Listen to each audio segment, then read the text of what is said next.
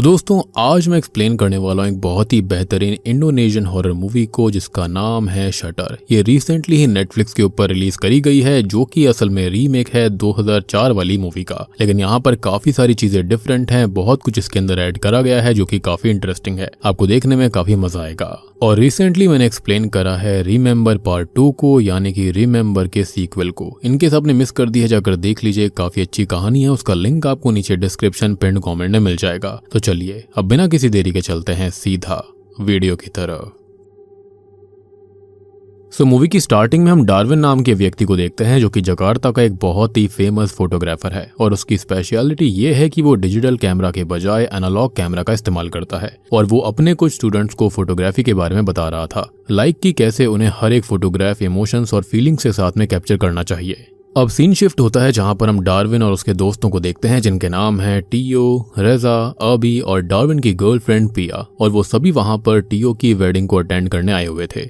अब क्योंकि डार्विन और उसके बाकी दोस्त बहुत समय बाद मिल रहे थे तो वो सभी पुराने वक्त की बातें करने लगते हैं कि कैसे डार्विन कॉलेज के समय में एक रेड फ्लैग हुआ करता था और वो ढेर सारी लड़कियों के साथ रिश्तों में भी रहा करता और उनको डंप कर दिया करता। ये सुनने के बाद में पिया डार्विन से पूछने लगती है कि क्या ये सच है। तो डार्विन कहता है कि उसके दोस्तों ने ज्यादा शराब पी ली है और वो कुछ भी बक रहे हैं। अब ड्राइव जो थी वो पिया कर रही होती है और बार बार वो डार्विन से उसी बात के बारे में पूछ जा रही थी जो उसके दोस्तों ने बोल दी थी। अब इसी चक्कर में पिया का ध्यान रोड से हट जाता है और उनकी कार के सामने एक रेड ड्रेस पहनी लेडी आ जाती है जो कि कार से टकरा जाती है और वहीं पर खत्म हो जाती है। पिया उस लेडी को देखने के लिए बाहर जाने लगती है लेकिन डार्विन उसको रोक लेता है और कहता है कि अगर वो बाहर गए तो वो पकड़े जाएंगे। अब उसकी बात वो मान जाती है और वो कार शुरू करके वहां से चले जाते हैं। और सबसे बड़ी बात कि वो लेडी वहीं पर पड़ी रह गई थी। खैर इसके बाद सीन अगले दिन पर शिफ्ट होता है और डार्विन को उसके कॉलेज के डीन यूनुस ने बुलाया हुआ था ताकि डार्विन अपने पुराने कॉलेज के ऑडिटोरियम की पिक्चर्स ले सके, क्योंकि कुछ ही दिनों में उस ऑडिटोरियम का रेनोवेशन होने वाला था और रेनोवेशन का खर्चा डार्विन के पिता ने दिया था जो कि अभी इस दुनिया में नहीं है।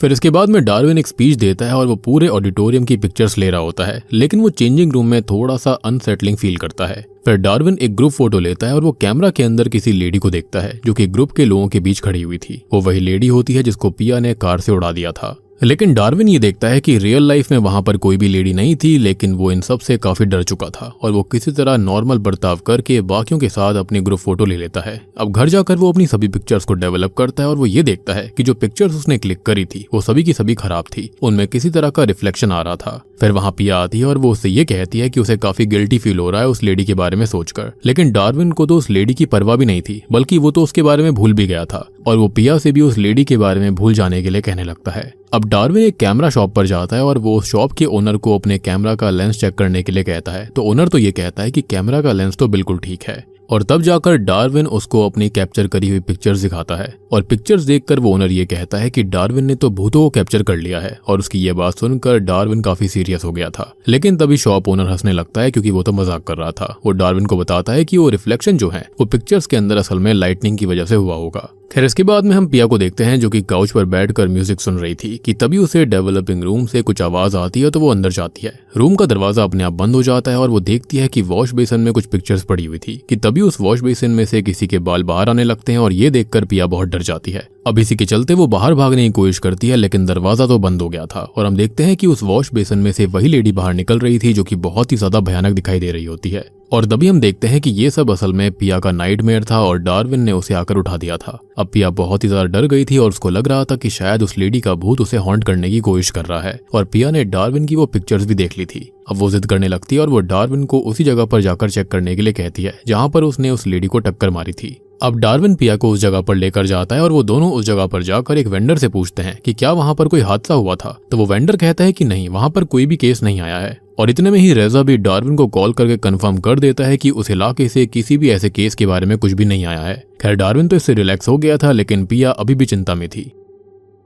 तो पिया जो होती है वो एक लेक्चरर सैंतोत का लेक्चर अटेंड करती है जिसके अंदर सैंतोत ये बताता है कि कुछ स्पिरिट्स होती हैं जो कि किसी वजह से इसी दुनिया में भटकती रहती हैं और वो कभी कभी पिक्चर्स में भी कैप्चर हो जाती हैं। और कई बार ऐसा होता है कि वो एक्सीडेंटली कैप्चर हो जाती हैं, लेकिन मोस्ट ऑफ द टाइम वो खुद अपनी मर्जी से ही कैप्चर होती हैं कैमरा के अंदर। और ऐसा वो इसलिए करती हैं क्योंकि उन्हें कोई बात कहनी होती है। अब रियल और फेक पिक्चर्स में एक फर्क है कि जो पिक्चर सिंपल कैमरा से कैप्चर की जाती हैं वो फेक हो सकती हैं क्योंकि उसे टेम्पर किया जा सकता है, लेकिन जो पिक्चर पोलरॉइड कैमरा से ली जाती हैं उनको टेम्पर नहीं किया जा सकता, वो रियल होती हैं।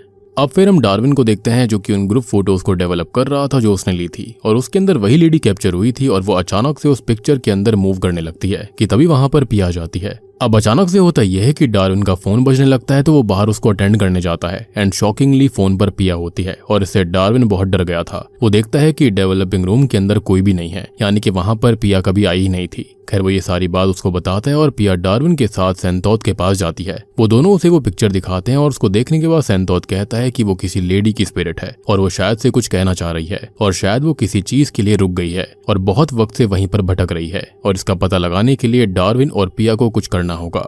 अब फिर हमको डार्विन को एक फोटोशूट में दिखाया जाता है और वो फोटोशूट खत्म करके वहां से जाने ही वाला था कि लाइट्स अपने आप ही ऑफ हो जाती है। जब डार्विन लाइट्स ऑन करने के लिए स्विच ढूंढने लगता है तो उसके कैमरा का फ्लैश अपने आप चलने लगता है और तभी हम डार्विन के पीछे उस लेडी के भूत को देखते हैं जिसका सर बुरी तरह से फटा हुआ था, जो कि शायद से कार से टकराने की वजह से हुआ है। खैर डार्विन किसी तरह से स्विच ढूंढकर लाइट्स ऑन करता है, लेकिन इन सब के बाद उसकी गर्दन और शोल्डर्स बहुत दर्द करने लगते हैं। तो इसी के चलते वो हॉस्पिटल जाता है और जब वहां पर उसका वेट मेजर किया जाता है तो नर्स काफी हैरान रह जाती है और वो डार्विन का वेट नहीं लेती। फिर डॉक्टर उसको ये बताती है कि डार्विन की रिपोर्ट्स तो बिल्कुल नॉर्मल है, लेकिन वो दर्द के लिए मेडिसिन लिख देगी। फिर रात को डार्विन के पास में टीओ आता है और वो उससे किसी पिक्चर्स के बारे में बात कर रहा था और ये पूछ रहा था कि उसने वो पिक्चर्स कहाँ पर रखी हैं, लेकिन डार्विन को इसके बारे में कुछ भी समझ में नहीं आता कि टीओ आखिरकार बोल क्या रहा था। टीओ कहता है कि वो वापस आ चुकी है और ये बोलकर वो वहां से भाग जाता है। मीनवाइल डार्विन के कॉलेज के अंदर पिया पूरे कॉलेज की पिक्चर्स ले रही थी और वो पोलरॉइड कैमरा इस्तेमाल कर रही होती है और ड्रेसिंग रूम के अंदर जब वो पिक्चर्स क्लिक करके वहां से जाने लगती है तो पोलरॉइड से अपने आप ही एक फोटो बाहर गिर जाती है जिसके अंदर वही लेडी उसी चेयर पर बैठी हुई थी जिसकी पिक्चर पिया ने ली थी।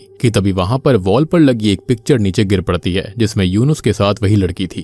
खैर इसके बाद में हमें डार्विन को दिखाया जाता है जो कि अबी और रेजा को कॉल कर रहा था, लेकिन दोनों ही कॉल नहीं उठाते। हम देखते हैं कि रेजा के साथ एक हादसा हो गया था और अबी ने खुद को खत्म कर लिया था। फिर डार्विन जल्दी से टीओ के घर जाता है और दरवाजा ओपन हो रखा था और इसलिए वो अंदर जाता है। अंदर डार्विन के कॉलेज की फोटोज मिलती हैं और उधर घर पर पिया को डार्विन की फोटो एल्बम के अंदर एक पिक्चर मिली थी जिसके अंदर डार्विन के साथ में वही लेडी होती है जिसका भूत उन दोनों को हॉन्ट कर रहा था। खैर फिर हम डार्विन को देखते हैं जो कि पिक्चर्स देख रहा होता है और पीछे से टीओ आ जाता है। डार्विन उससे पूछता है कि हुआ क्या है, लेकिन टीओ बिना कुछ बोले अचानक से ही बालकनी से कूद पड़ता है और बस इसी के चलते टीओ भी नहीं बच पाता। ये देखकर डार्विन बहुत डर गया था और वो सीधा पिया को कॉल करता है और मिलने के लिए बुलाता है। अब पिया डार्विन से मिलने आती है और वो उसको ये बताता है कि उसके तीनों दोस्त खत्म हो गए। तो पिया डार्विन से पूछती है कि वो उसको सच्चाई बताए, तो डार्विन कहता है कि उसके फ्रेंड्स खत्म हो गए हैं, लेकिन पिया उसे वो पिक्चर दिखाती है जो कि उसे फोटो एल्बम के अंदर मिली थी। वो डार्विन से पूछती है कि उसके साथ पिक्चर के अंदर ये लड़की कौन है, क्योंकि वो वही लड़की है जो कि डार्विन और पिया को हंट कर रही थी और शायद से टीओ, रेजा और अबी के साथ जो कुछ हुआ है उसका पक्का कनेक्शन इसी लेडी के साथ में है। अब फिर डार्विन पिया को सच्चाई बताता है कि जब वो कॉलेज के अंदर था तब वही लड़की उनके साथ थी, यानी कि जो अब तक उनको हॉन्ट कर रही है। इस लड़की का नाम लिलीस था।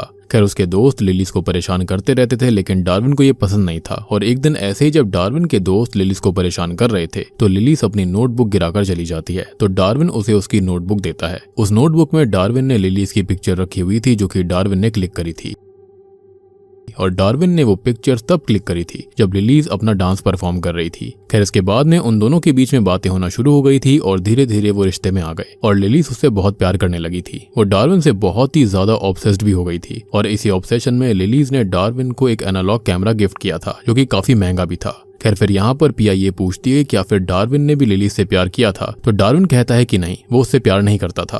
अब फिर डार्विन ये बताता है कि लिलीज उसके लिए इतनी पॉजेसिव और ऑब्सेस्ड हो गई थी कि वो हमेशा यही बोलती थी कि वो हमेशा डार्विन के साथ रहेगी और अगर वो डार्विन को किसी और लड़की के साथ देख भी लिया करती तो वो वहां पर आकर तमाशा करने लगती थी और इसलिए उसने लिलीज के साथ में ब्रेकअप कर लिया था। लेकिन उसके बाद हुआ ये था कि लिलीज ने खुद को ही खत्म करने की कोशिश करी थी और इन सब से डार्विन बहुत ही ज्यादा डर गया था और उसने लिलीज से फाइनली ब्रेकअप कर लिया। फिर इन सब के बाद में लिलीज अपने विलेज चली गई थी और कुछ टाइम बाद वो बहुत ही बीमार हो गई और फिर वो खत्म हो गई। अब डार्विन को यहाँ पर ये डर लग रहा था कि शायद लिलीज की आत्मा वापस आ चुकी है और उसको डर है कि वो उसे भी खत्म कर देगी। तो पिया कहती है कि वो उसको कुछ भी नहीं होने देगी। फिर वो दोनों घर आ जाते हैं और डार्विन की नेक और शोल्डर्स अभी भी दर्द हो रहे थे। फिर पिया उसको सुला देती है और वो खुद भी सो जाती है कि तभी हम शेल्फ पर वही कैमरा देखते हैं जो कि लिलीज ने डार्विन को गिफ्ट दिया था और वो अपने आप ही पिक्चर क्लिक करने लगता है। अब अगले दिन पिया डार्विन के कॉलेज में जाती है। वो यूनुस को लिलीज की पिक्चर दिखाती है जिसके अंदर यूनुस उसके साथ था। वो यूनुस से लिलीज के बारे में पूछती है, लेकिन वो उस पिक्चर को देखकर नर्वस हो जाता है और वो पिया को कुछ भी नहीं बताता और वो उसे वहां से तुरंत ही निकल जाने के लिए बोलता है।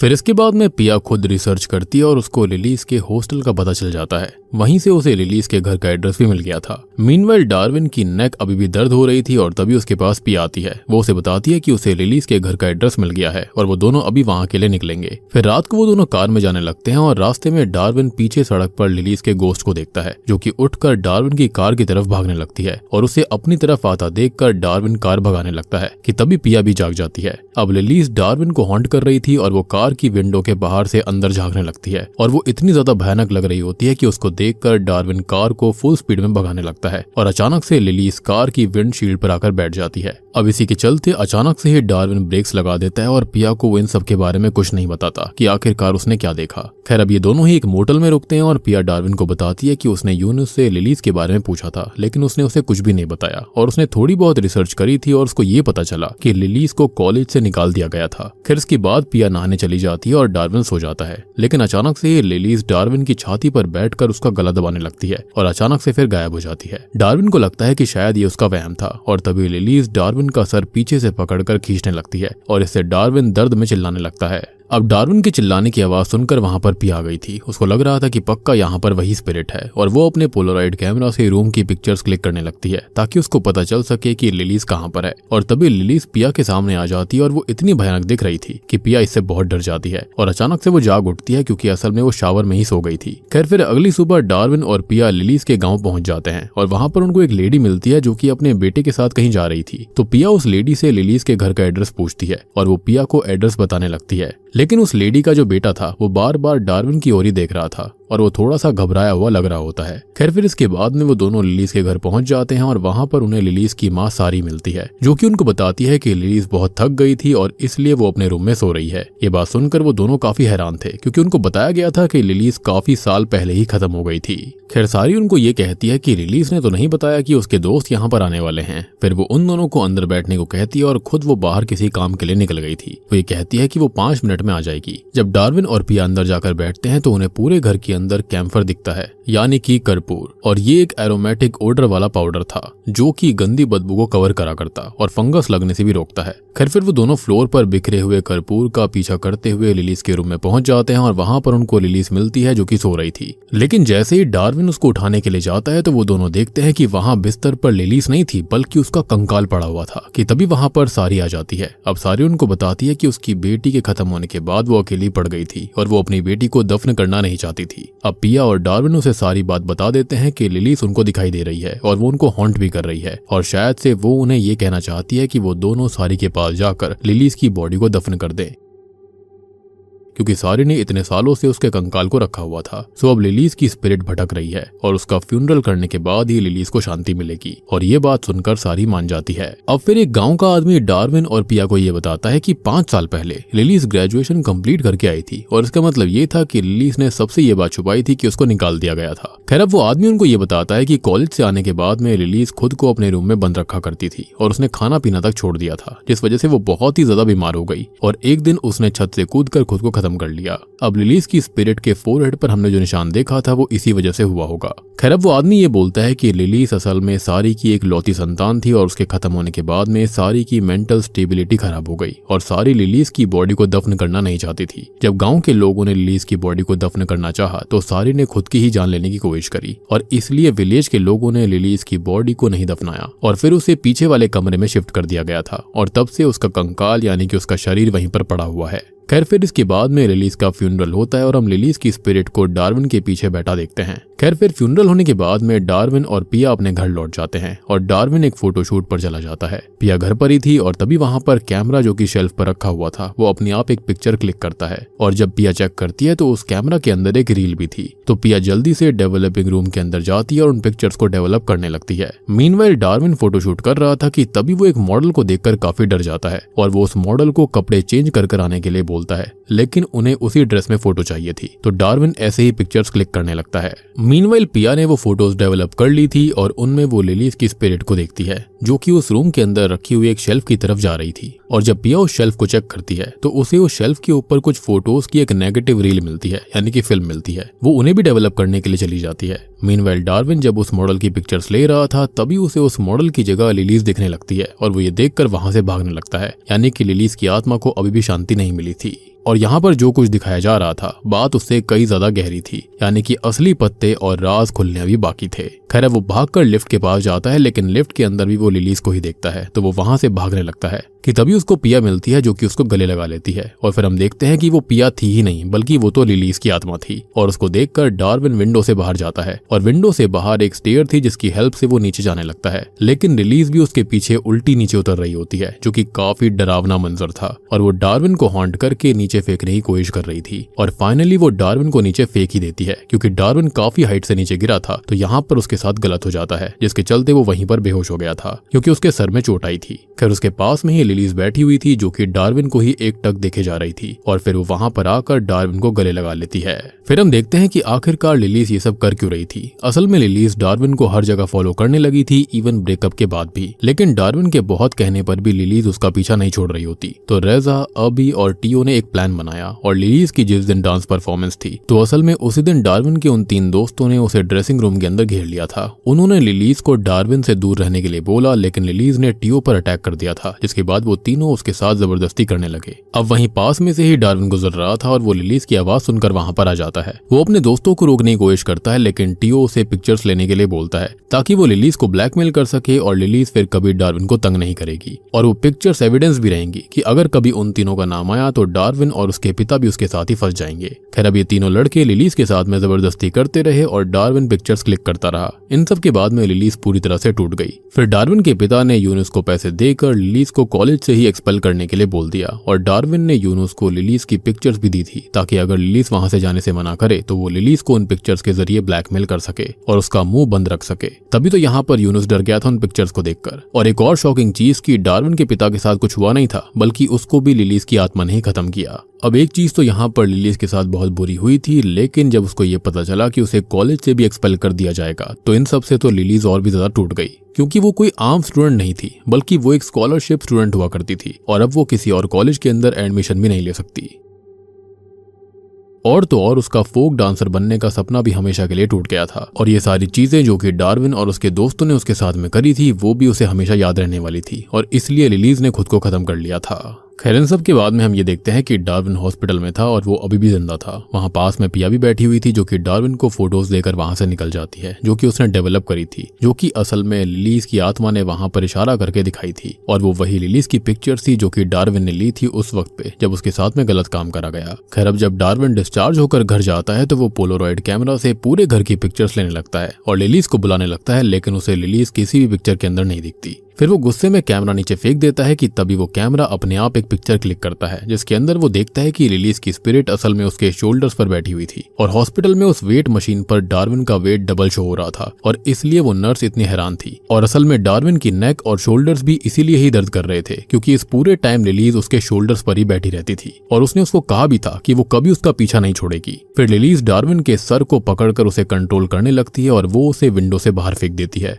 जिस वजह से डार्विन की बॉडी पर ग्लास के टुकड़े लग गए थे। और फिर वो डार्विन को पूल में ले जाती है और डार्विन वहीं पर खत्म हो जाता है। फिर सीन शिफ्ट होता है और हम ऑडिटोरियम के रेनोवेशन के बाद में यूनुस और बाकी टीचर्स को उसी ऑडिटोरियम के अंदर देखते हैं और ये सारे ही टीचर्स और सारे लोग यहाँ पर आए हुए थे क्योंकि यूनुस ने डार्विन को पुरानी पिक्चर्स की एक स्लाइड शो बनाकर वहां पर प्रेजेंट करने के लिए बोला था और इसी पर वो काम कर रहा था। लेकिन पिया जो होती है ना, उसी स्लाइड शो के अंदर चेंजेस करके लिलीज की मौत का सच सबके सामने खोल देती है कि कैसे डार्विन और उसके दोस्तों ने लिलीज के साथ में गलत काम किया। और फिर कॉलेज के प्रिंसिपल ने इन सब को छुपाने की कोशिश करी और इससे एक बात तो साफ थी कि अब अगला नंबर यूनुस का था। खैर तभी हमें शॉकिंगली दिखाया जाता है कि यहाँ पर जो लिलीज की स्पिरिट थी वो खाली यहाँ पर डार्विन को दर्द दे रही थी, यानी कि उसने अभी भी उसे जिंदा रखा था। आखिरी सीन में वो बच गया था, लेकिन अब वो एक मेंटल असाइलम में है क्योंकि जो सीसीटीवी फुटेज पुलिस को मिली थी उससे ऐसा लग रहा था कि डार्विन खुद को खत्म करने की कोशिश कर रहा था, जबकि हम जानते हैं कि यहाँ पर ये सब लिलीज की आत्मा ने किया। फिर हम देखते हैं कि पिया डार्विन से मिलने आती है और शायद से वो उसे ये बताने आई थी कि अब लिलीज को शांति मिल जाएगी कि तभी हम डोर पर लगे हुए मिरर की रिफ्लेक्शन में देखते हैं कि लिलीज अभी भी डार्विन के शोल्डर्स पर बैठी हुई थी और फिर डार्विन के फेस को दिखाया जाता है जिससे हमको ये पता चल जाता है कि डार्विन अब अपने होश में ही नहीं है और डॉक्टर्स उसको लगातार शॉक ट्रीटमेंट देकर सुन कर रहे थे। और हम जानते हैं कि अभी भी लिलीज का काम खत्म नहीं हुआ था क्योंकि यहाँ पर यूनुस अभी भी जिंदा था और अब अगला नंबर पक्का उसी का होगा, जिसके चलते लिलीज अपना वादा बिल्कुल नहीं भूलेगी और वो यहाँ पर डार्विन को कभी भी छोड़कर नहीं जाएगी।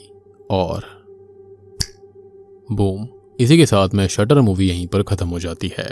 तो दोस्तों ये थी शटर फिल्म की कहानी। इसका जो ओरिजिनल वर्जन था वो 2004 में आया था और उसके बाद में 2008 में एक इंग्लिश वर्जन भी आया था। मैंने ये दोनों ही फिल्में पहले भी एक्सप्लेन कर रखी हैं, इनके हिसाब ने मिस करी हैं जाकर जरूर देख लीजिएगा। उनका लिंक आपको नीचे डिस्क्रिप्शन पिन कमेंट में मिल जाएगा। और हाँ, ये जो मैंने अभी मूवी एक्सप्लेन करी है ये इसका इंडोनेशियन वर्जन है, जो कि यहाँ पर काफी डिफरेंट है। यहाँ पर काफी कुछ न्यू ऐड करा गया है। तो देखो यहाँ पर जो लिलीज की आखिरी इच्छा थी वो ये थी कि वो हमेशा डार्विन के साथ ही रहेगी और उसने अपने साथ गलत काम करने वालों से भी बदला ले लिया था। तो मूवी काफी स्ट्रेट फॉरवर्ड है, लेकिन यहाँ पर काफी सारे चेंजेस करे गए हैं और सारी चीजें मैंने आपको ऑलरेडी समझा दी हैं कि आखिरकार यहाँ पर लिलीज के साथ में क्या हुआ था। तो यहाँ पर डार्विन ने हमेशा पिया से झूठ बोला और पिया ने यहाँ पर अंत में डार्विन से खुद को अलग कर लिया था, जो कि काफी अच्छी बात थी। वो समझ गई थी कि यहाँ पर डार्विन सही व्यक्ति नहीं है और सबसे बड़ी बात कि जो उसके दोस्त उसके बारे में बोला करते थे कि वो एक रेड फ्लैग है, वो भी बिल्कुल सही था। तो उम्मीद करता हूँ कि आपको फिल्म अच्छी लगी होगी। अच्छी लगी है तो वीडियो को लाइक कर दीजिए, चैनल के ऊपर नए हो तो सब्सक्राइब कर लो। और रिसेंटली मैंने रिमेंबर 2 को एक्सप्लेन कर दिया है, यानी कि रिमेंबर पार्ट 1 का अगला सीक्वल आ चुका है। इनके सामने मिस कर दिया, जाकर देख लीजिए। काफी इंटरेस्टिंग मूवी है, ओरिजिन्स वगैरह काफी अच्छे से बताए गए हैं। वहां पर मांगा का भी रेफरेंस दिया गया है। Link is in the description and pinned comment, do check it out. तो मैं आप सबको मिलता हूँ अगली वीडियो के साथ में,